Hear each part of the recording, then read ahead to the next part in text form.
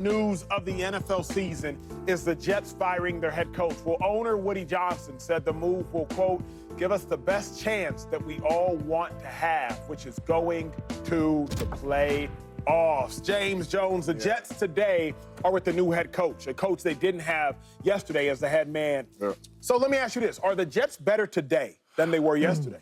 I guess we'll find out Monday night. Come on, man. We'll find out Monday night. But one thing I do want to say is a lot of people think like, man, new coach, new energy comes in here like he's a defensive coach. He has nothing to do with the offense, right? We had Coach Pirano, who was an assistant coach under Dennis Allen, right? And What year was this? Paint the picture. This was 2014. Okay. Dennis Allen got fired. He took over. And he had no say in the offense, right? But I remember him coming into our offensive meeting like, listen here. All right, the first 8 plays of these first 15 need to be shot plays. We need to get some excitement to these Raiders fans because we've been weak. We sitting up here 0-10. We need some excitement. We need to take some shots. No more of this trying to run the ball and trying to be conservative. Take some shots down the field. Whatever you got in your playbook, offensive coordinator, as a head coach, I want you to get to this. I'm not telling you what plays to call, but we need to be aggressive. So I don't want people to be like, man, well, what's going to change as a defense? As a head coach, you have say in anything and everything on that football team. It's your football team when you are the head coach. So I'm excited to see what's going to happen, and I'm excited to see how these dudes is going to respond, but it's going to look different. And we will see Monday night how different it is. Answer from you. You guys are 0-10 in real life? That's a tough year. Wow. I mean, just think about that, though. Wow. Like, how did you get up for work every day? You know what I mean? It's certain. Grown man. You know, do it. You know what's crazy? Wait, quick. So you played, hold on, I just want to know because I don't want to trip here. Yeah. You had 10 games, and you lost every single game. Yeah. In a row. In a row. You know what I'm saying? How was that locker room? In a row. You know what? You know, one thing I learned about What you learn about that? being in the National Football League when I first got there as a rookie to Green Bay, they said when you don't want to answer any questions, you say next question, or you just say, I'm done here.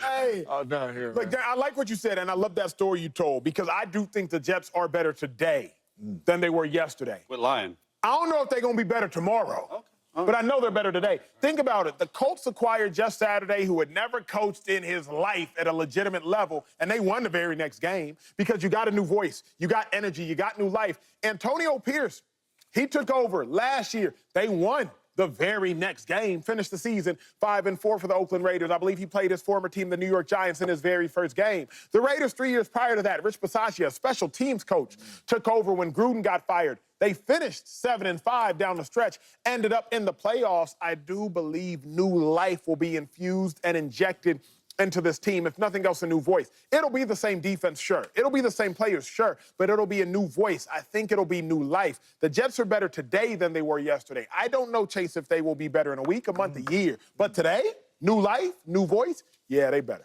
No, they're not. I would almost argue, you know what? I will argue that they're worse off. Worse off. Okay? 2 reasons. One, you fire your defensive play caller. Forget about head coach. Your defensive play caller, Jeff Ulbrich, has not called plays for the New York Jets. This top 10 defense, number 2 total defense, number 3 pass defense. The plays coming into the green dot, Mike Linebacker was Saleh's voice in his scheme. Now, can Jeff Ulbrich take that over? Will he take that over? I don't know, because as a head coach, right, you got a lot of stuff to do. Hold on. Probably a new offensive play caller. Because there were reports around there that Saleh had fired from Nathaniel Hackett, thank you, from play calling duties. Todd Downing, next man up. I think he's probably going to end up calling plays. You have 2 new play callers. People don't understand as an offensive guy or a defensive guy, that's weird. To get in there, like in the situations you had, they didn't have new play callers. They might have had 1 or 2, but both sides of the football are new play callers. And you know what else that people are not saying? I like Jeff Ulbrich. I think this is Jeff Ulbrich's time to shine. But in the history of the National Football League, no interim coach has ever made the playoffs. Why is this situation different? That's not true. Bisaccia did. Raiders. Raiders, 7-5. Yeah. But not after a fired coach. Wow. Thank you. Fired coach. It's like court in here. I'm gonna say I don't think they're better though, right? This Just hear me out for a second. Listening. The best part about the team is the Defense. okay. Salah's responsible for that. The worst part about the team is the Offense. Okay. So you fire a defensive guy that has his defense ranked 5th in the NFL. You fire him, and you expect the team to be better? How? Think about that for a second, though. The best part about our team is the defense ranked 5th in the NFL. You get rid of him, and you ask somebody to replace him, and then the real issue on offense you don't really address, and then you say we're going to address it by getting rid of Nathaniel Hackett. How do we know those other guys going to be a better coordinator? Like, how do we even know that? True. So my thing is, if you was going to make the move with the coordinator, okay, with the offense, do that. But keep the defense solid because that's the only thing we can hang our hats on. It makes no sense. And this is why I always say there's good teams and there's good organizations and there's bad teams and bad organizations. This is one of them. The Jets are one of them. Yeah, well said, well said. This is one of my favorite shows, one of my favorite conversations. Hey, a rookie has not won NFL MVP since 1957 when Jim in the world outside of Woody Johnson and maybe Aaron Rodgers. Robert Saleh, head coach of the New York Jets, got fired. Well, it's been a year since they traded for Aaron Rodgers, and not much has been great. It got me thinking, bring us on camera. I'm starting the show hot. LaShawn McCoy, Chase Daniel, James Jones, 4 Super Bowls at this desk, 39 years of NFL experience. I don't have the Super Bowl, though. Shady got 2, unfortunately. I'll see if he can share one with me one day. We will see. Anyway, let's get right to it. I think the Jets should regret trading for Aaron Rodgers. All right. At this junction in time, Shady, Chase, James, viewers at home, let's be real. Please educate us. What has Aaron Rodgers done to give the Jets hope? Well, they acquired a 39-year-old last year. He got hurt. Yep. I didn't get hurt. You didn't get hurt. He got hurt. Cut to this year. It's 5 games into the season. We're 2-3. 18 points per game. 286 yards a game. Wait a second. 2-3. 18 points per game. 280 yards. Where have I seen? Oh, I saw it last year, James. Oh. With Zach Wilson as the starter. I saw it last year, Chase. I saw it last year, America. We saw this exact same thing with Zach Wilson as a starter, yet without the chaos. The Jets fired their head coach. Why'd they fire their head coach? Because expectations minus reality equals disappointment. Expectation is Aaron Rodgers. The reality is 2-3. So the disappointment, it is oh so grave. As a result, Jets ain't got a head coach. We're 6 weeks into the season. We still got 3 to 4 months left to play. Y'all do realize that. There's guaranteed 11 more games left. And if there's a promise of 4 more games after that. So we have no head coach. We got a lame duck offensive coordinator. He might not even be calling plays if you're reading Pro Football Talk or if you're listening to reports outside of New York. You got an offensive coordinator that's there because of Aaron Rodgers. You got a number 2 wide receiver that got 3 drops, and he ain't even got that many touchdowns. So what has Aaron Rodgers done that should lead you to feel great about the situation?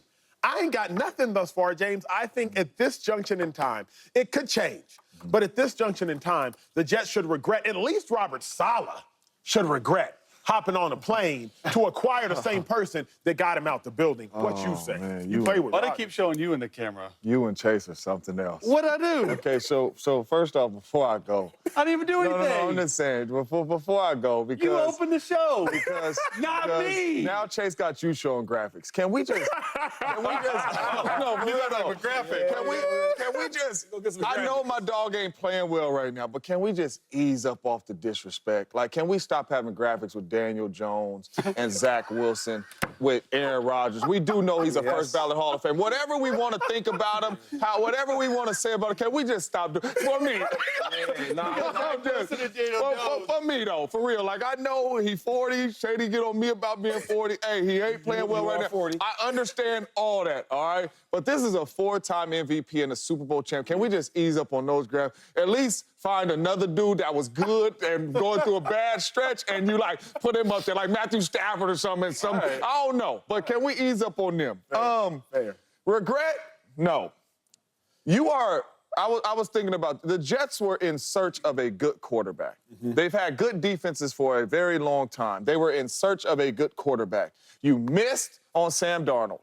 You missed on Zach Wilson. So you're looking at your football team saying, man, if we can just go with the team we have, we can compete and win some games. It is still early. If they win this game, they're in first place. Everybody probably have a smile on their face, some new blood in the building, all that. So I'm not ready to say regret because you were looking for a good quarterback. And you go and you get on a private jet to go recruit and get a Hall of Fame, first ballot Hall of Famer in your building. So, yes, I know it looks ugly right now, but I cannot say regret because you needed a quarterback, and you needed a really good one.